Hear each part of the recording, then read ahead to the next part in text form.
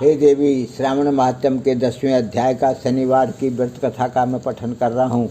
श्री हनुमान श्री नरसिंह जी का शनि व्रत। भगवान शंकर ने ब्रह्मा पुत्र सनत कुमार से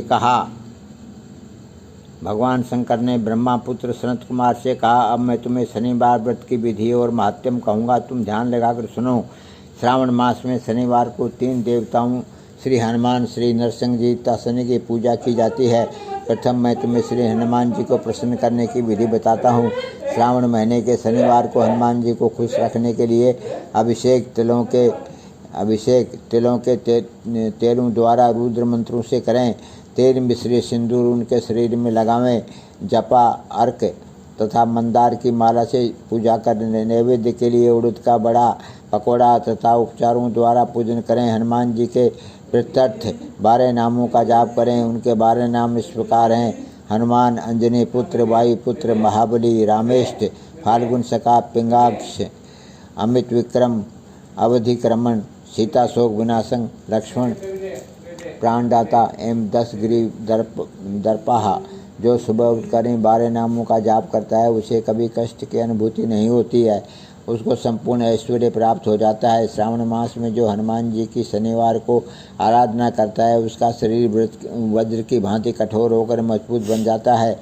उसकी बुद्धि तीव्र हो जाती है, उसके शत्रु तेज हो जाते हैं, मित्रों की संख्या भी बढ़ जाती है। हनुमान जी के मंदिर में बैठकर जो व्यक्ति हनुमान कवच का 1 लाख पाठ करता है वह अणिमा आदि सिद्धियों का साधक हो जाता है। उसके दर्शन मात्र से यक्ष, राक्षस और बेताल आदि उसके सामने नहीं ठहर पाते। अब मैं तुम्हें भगवान नरसिंह की कथा व पूजन विधि बताता हूँ। दीवार पर या स्तंभ पर नरसिंह जी का चित्र बनाकर लक्ष्मी जी सहित हल्दी सहित चंदन, नीले या पीले फूलों द्वारा पूजन करना चाहिए।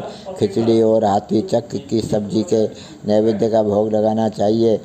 प्रसाद ग्रहण कर ब्राह्मणों को भोजन कराना चाहिए। इसके बाद भगवान नरसिंह को तिल के तेल या शुद्ध घी से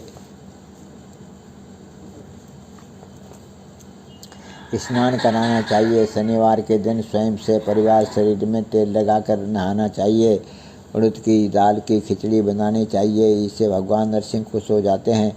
इस प्रकार श्रावण मास के समस्त शनिवार को व्रत रखें। इस व्रत से लक्ष्मी का निवास घर में हर समय रहता है, धन धान्य की वृद्धि होती है। प्राणी संसार में हर तरह का सुख भोग कर वैकुंठ को जाता है। भगवान नरसिंह के वरदान तथा प्रसाद से उसकी चारों ओर कीर्ति फैलती है। अब मैं तुम्हें शनिदेव के व्रत की कथाएँ उसका महात्म्य बताता हूँ। श्रावण के समस्त शनिवार को शनि का व्रत करें। किसी लंगड़े ब्राह्मण या उसके न मिलने पर किसी अन्य ब्राह्मण को तिल का तेल लगाकर गर्म पानी से स्नान कराएं। इसके बाद नरसिंह व्रत में बताए अनुसार अन्न से उसे भोजन कराना चाहिए। शनि के प्रत्यर्थ तेल, लोहा, तिल, उड़द तथा काला कंबल दान करें। अब मैं शनिदेव के रूप रंग का वर्णन करता हूँ। शनिदेव का श्याम वर्ण है, गतिमंद है, कश्यप गोत्र है। शनि का जन्म सौराष्ट्र में हुआ। ये सूर्य नारायण के पुत्र हैं।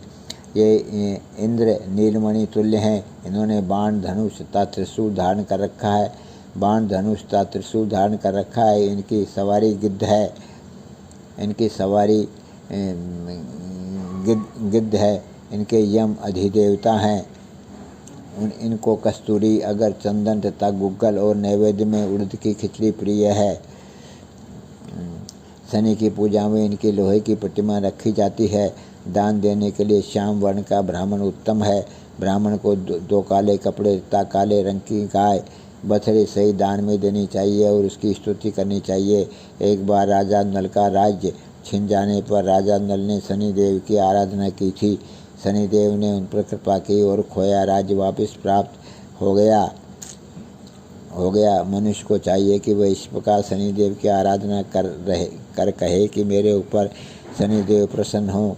नीलांजन के समान कांतिमान अतिमंद ब्राह्मी छाया नाम वाली स्त्री से सूर्य द्वारा उत्पन्न शनिदेव को मैं हाथ जोड़कर नमस्कार करता हूँ। मंडल कोण में स्थित पिंगल नामक शनिदेव को प्रणाम करता हूँ। हे शनिदेव,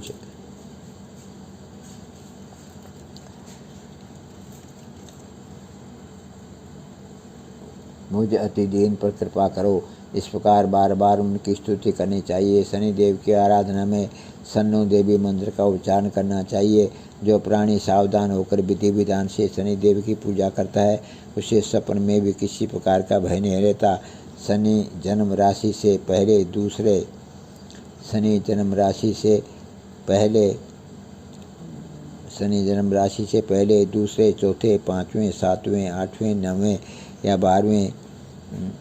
या 12वें स्थान में हो तो सदा पीड़ा पहुंचाता है। शनि जन्म राशि से पहले दूसरे चौथे पाँचवें सातवें आठवें नवें या 12वें स्थान में हो तो सदा पीड़ा पहुंचाता है। इसलिए इसकी शांति के लिए सामाग्नि मंत्र का जाप करना चाहिए और इंद्र निर्मणि का दान करना चाहिए।